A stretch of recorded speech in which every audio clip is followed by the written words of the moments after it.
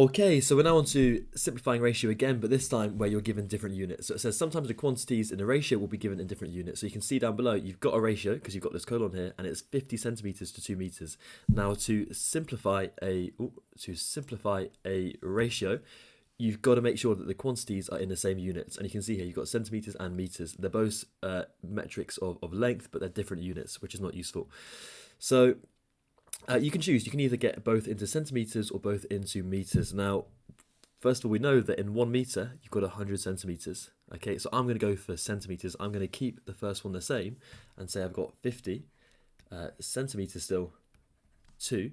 And to get 2 meters into centimeters, well, if 1 meter is 100 centimeters, 2 meters, okay, 2m, is going to be double 100, so 200 centimeters. So we've got 50 cm to 200 centimeters, okay? And then from here, to simplify it, because you've got to now go and find the biggest factor, ideally, of 50 and 200, which I know is 50. Okay, so let's go and now divide both sides by 50. So this is my arrow dividing by 50. Do the same thing over here, because 50 is the highest factor of these numbers.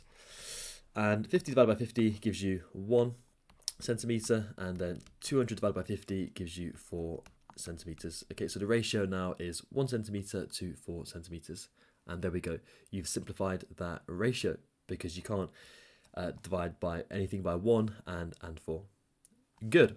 So there we go. And let's now look at some examples on the next slide. So we'll go through some my turn, your turns, and then that's going to be it for this video. So first of all, simplify the ratio above. You've got 10 days to 2 weeks. Now again, you've got to get this either into days or just into weeks. I'm going to go for days, and we know that in 1 week, first of all, that in 1 week you've got 7 days. So 1 week is equal to 7 days, which means that 2 weeks, okay, so just 2 weeks is going to be equal to double 7, which is going to be 14 days. So we can say that keep this one the same. So we've got 10 days. 10 days is the same thing, and we've just said that 2 weeks is equal to 14, so 14 days. And importantly, you can see now the units are both days and days, which is really, really important. Now you just got to divide by a factor, ideally the biggest common factor.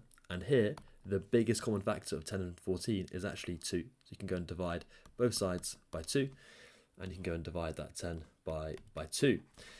And 10 divided by 2 is going to give you 5, so 5 days. And then you've got 14 divided by 2 is going to give you 7 days.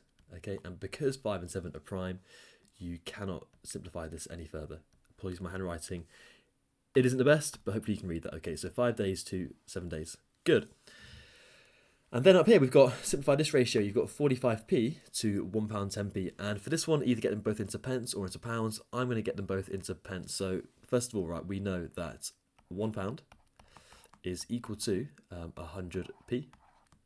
So if you've got £1.10, okay, £1 and 10p is going to be equal to 110 pence. So we're going to keep the first one the same. So we've got 45p.